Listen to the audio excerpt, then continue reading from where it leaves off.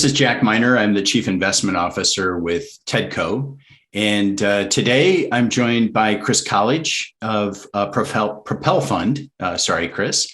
And we are going to have a conversation about venture capital investing in Maryland and the region.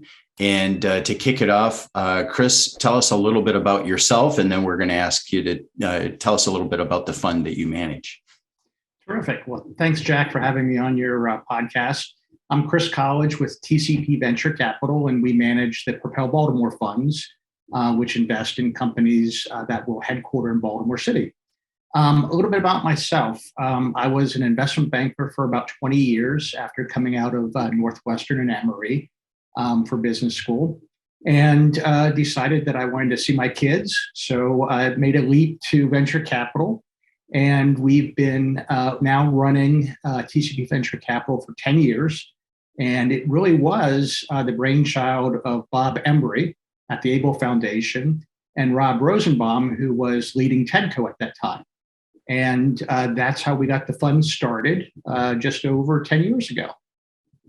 That's awesome. So I knew that you have been super helpful to me in getting my feet under me as I've started to get into the region, and invited me to your really cool home. And I appreciate not only personally, but professionally, you've been very, very helpful, Chris. I appreciate that.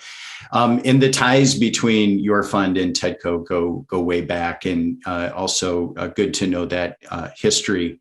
I think, one of the things that you and I've talked about before is, how do we do more? How do we do more together between our two funds, and how do we do more as a region? And maybe some thoughts from you on what's worked and maybe even what's not worked in the past in terms of collaborating and syndicating on investing. I would say that I think we've been more challenged over the last 2 years with the pandemic and not seeing people as often in person, and probably a little less of that community feel that we might have had pre-pandemic. And I think that's probably one of the biggest things that we can do in the state of Maryland and in the region to really try to work together and create a more beneficial ecosystem for early stage companies. I think a lot of times just knowing about what's going on and just having conversations with other funds, with other companies, really does help grow the ecosystem, and it allows people to connect. And one of the things that I think we do very well in our fund is when our portfolio companies are trying to find senior management, they're trying to find a new head of sales, they're trying to find technical resources, just having that network and that community to be able to reach out to, I think is a really important thing. And I think one of the things that we maybe don't have as a good background for that you might see in Silicon Valley or Boston or some of the other larger cities is exactly that. It's just a real good bench of collaboration and communication between the groups. Yeah. I want to come back to that, but let's hover on your fund and your investment thesis at this point. So stage, dollar amount, type of technology, tell us a little bit more about that. Sure. Thanks, Jack. So we will invest in any type of technology company, provided it does not require an FDA approval. So we do everything except for biotech and medical devices. And we like to invest at a very early stage. We will actually start working with companies well before we're ready to invest in them, because we think that by being early, being helpful, those companies do remember us and they want us in that syndicate, and they want us to be investing and be part of the team. And we do think of it as a team. So we'll invest pre-revenue, but when we're ready to put dollars into a company, it's when that company has some pilots or some betas or a product that's being tried by its customers. Because we really like to try to help companies figure out that product market fit and that value proposition for the customer. And we kind of need something that's ready to be evaluated by the customer before we can put money into a company. That said, most of the companies that we've invested in, we've known for 2 or 3 years prior to making that investment. And we've usually helped them to refine those things and even get those early customers so that we can put money in. A little bit more about the workings of the fund. We're usually trying to make $500,000 initial investments in companies. And then over several rounds of investing, we like to try to get up to $2 million in each company that we invest in. So we start out small. We try to help grow the companies, build out that value proposition, build out the product market fit. And then one of the things that makes us a little unique is that we will actually agree to lead a company's transaction with just $500,000, even though we're usually investing in rounds of $3 to $5 million. And we'll go out and actually help syndicate that transaction, meaning we'll call other venture capitalists that we know, other family offices, and try to circle up that money for deals that we really want to get done. So that's kind of stage and dollar amount. I think that we like just about every type of technology company out there that can grow quickly. We're not investing in companies that are traditional consulting type of businesses. So we do like software and product businesses more than consulting, but everything's really on the table. I was at a Upsurge Baltimore event a few weeks ago and really impressed with a lot of the entrepreneurs and the companies that are coming in. And it's the first time I've been in Baltimore since being here for one of those events. I've been there for other business meetings, but what a cool vibe, I think, in Baltimore. Tell me about that. Tell me about the things that are going on in Baltimore.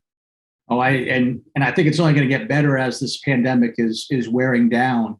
I think if you would have been here 2 years ago, prior to the pandemic, you would have seen a really vibrant community that helps each other out. And we have the benefit, since all of our portfolio companies, CEOs are headquartered in Baltimore City. They're always very congenial, helpful. We connect them to each other. They support each other. And I think that carries on not just to our portfolio companies, but to all the startups that you see in Baltimore. And one of the things that I really appreciated about the city of Baltimore and the groups that we had here, if you call a CEO and say, hey, I'm thinking about this, and I need some help with this, can you do this for me? You're going to get help. And I think when I see entrepreneurs that come from Silicon Valley or maybe come from Boston, they don't necessarily have that congenial approach to trying to help the other guy because they've been in those shoes before. Baltimore does that very well, and I think that's a real strength. So much so that some of our portfolio companies, Nick at Protennis actually started a process where if you have especially a minority or underrepresented employee that's looking for a new job, they'll actually share resumes amongst all of the portfolio companies in the Baltimore area to try to find and place that person with a good team. And it just shows you kind of the level of cooperation that I think a lot of the companies have in Baltimore, which makes them unique. And it is, I'd say, probably a little less vibrant than it was pre-pandemic because you had a lot more events. I would say there wouldn't be a Friday afternoon that didn't go by that you didn't have 10 or 12 CEOs of early stage companies together somewhere having a drink and enjoying the weather. And hopefully we'll get back to that pretty soon. Yeah. And you mentioned earlier about the community being, one of the strengths that we have. And it feels like our strength has been put on hold because of the pandemic. So like you said, maybe, and hopefully we get back to that. But if you think about, one of the points that you made earlier about the networking and our ability to try to connect people, whether it's talent or investment dollars, what can we do as a community to maybe leverage the virtual nature of our business now and draw people in from across state lines that would be helpful to our entrepreneurs? What are some things you've tried and things that we should do more of?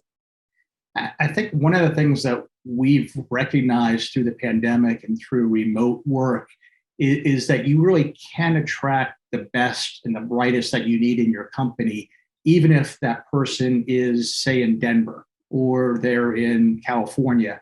So I think our thesis pre-pandemic was always that you need small teams together to get that flow of information, to get those ideas and that collaboration going. I still believe that.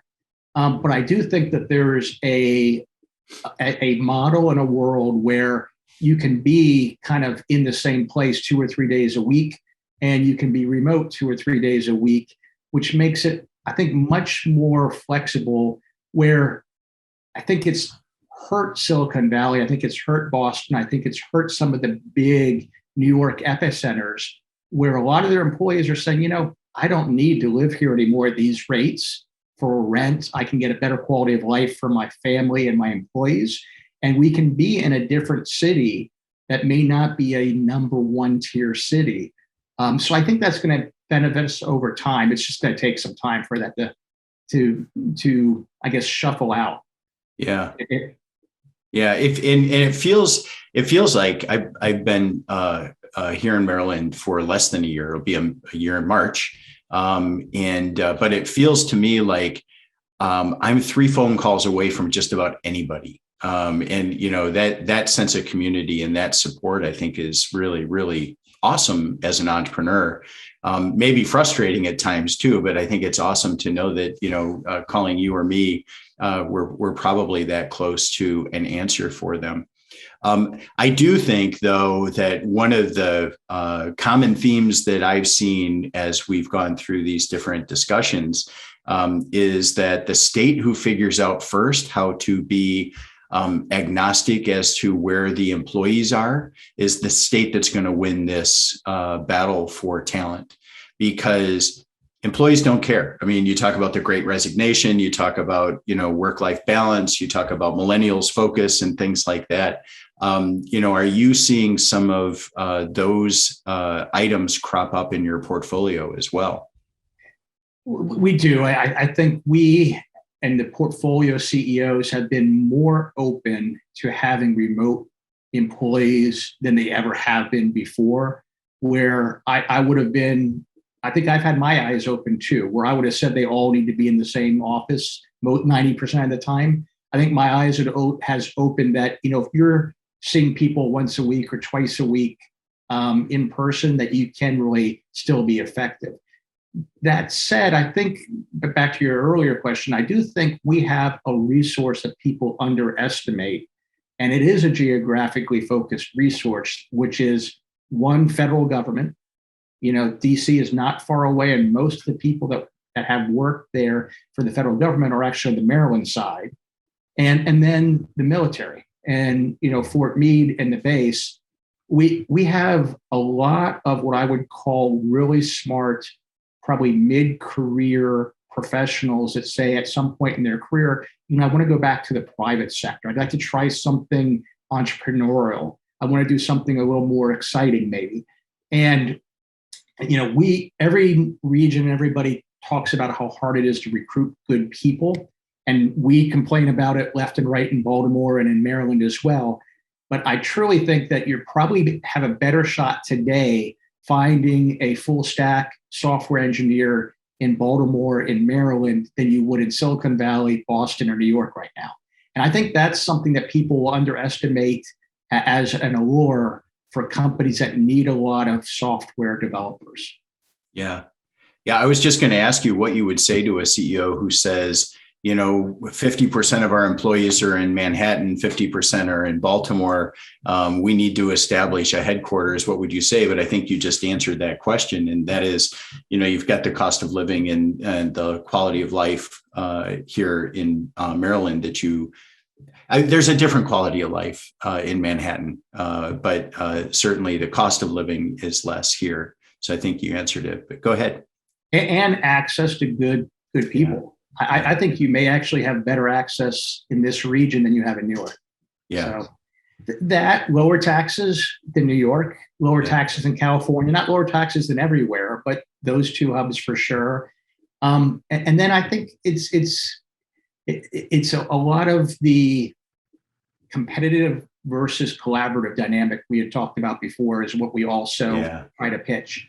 And one of the things that I think venture capitalists have done poorly in general has been treating people well, treating people transparently, and especially in this region, and especially with our fund, with 18 CEOs right here in the region, most of them in Baltimore City, if we didn't treat people well, if we didn't work well with people, that would get around very quickly. It's very different if you're a Silicon Valley VC and you're making investments in Montana and in Texas and all over. Here we have a community, and I think that community does a better job of looking out for itself because it's community. Yeah.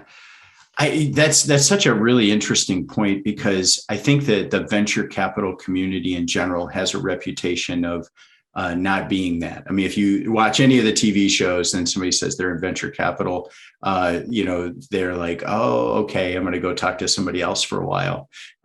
In fact, someone on our team and I were out, and somebody asked me what we did. And I said I worked for the state because I didn't necessarily want them to paint me in a picture as being a venture capitalist. And so I think,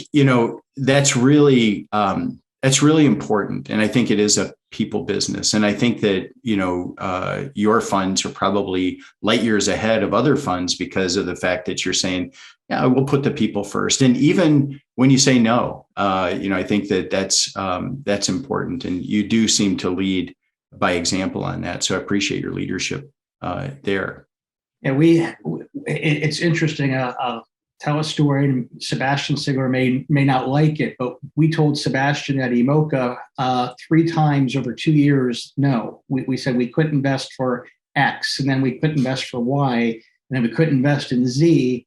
And then after that, we made one investment, and we've now led 2 further investment rounds for him, and the company is growing leaps and bounds. But if you can say no in the right way, which is, this is why we can't, and this is what we think it takes to be able to invest and to really grow the business, you're doing somebody a good turn rather than just saying no.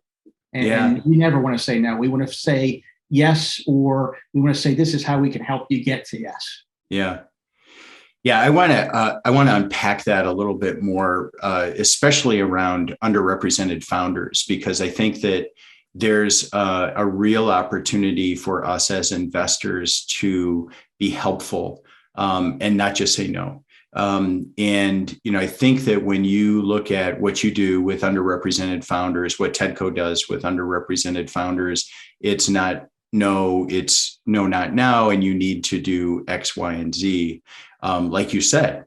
What I think is a really complex issue is the first time founder, underrepresented founder who has not seen an investor deck before, has not seen an investor pitch, has never met a venture capitalist before. How can we help them engage with the investment community? How can we help the underrepresented founders who it's first time out of the box? I think it's different. I don't know. What are your thoughts? It feels different to me. I think it's a real problem. And I think it's one that people underestimate. And if you're not running in the same circles that those people are, or those entrepreneurs are, you don't necessarily know how to connect or get introduced to the people that have money. And it is a real problem. And I think we all have to be on guard not to let bias move into that decision-making process. How do you do it? How do you make it more accessible? I think one of the great things is that, TEDCO has been more active than ever before, in my view, in terms of investing in underrepresented founders, trying to get them resources. We, candidly send lots of people to TEDCO when they're too early for us to invest in. And we say, these are the people that are here that can really help you get to the next stage. We also try to connect them with other founders that have done it before. And I think there is a good group of founders that recognize that it's been an issue and that there are barriers to underrepresented founders getting into the ecosystem in general. So I think it's just people have to they have to acknowledge that there's an issue, they have to make the effort, and they have to be inclusive. I think Upsurge is doing a great job of trying to bring attention to that. I think Nick at ProTennis has done a great job, who I mentioned before, at really trying to highlight some of those issues. Guy Filippelli at Squadra hired an entire army of underrepresented founders into his firm for summer internships to really let them see what the VC world looks like and how it functions and works. I think those are the type of things that you really just have to continue to do, and you just have to continue to chip away at it. Yeah. I think that it's just that persistence there.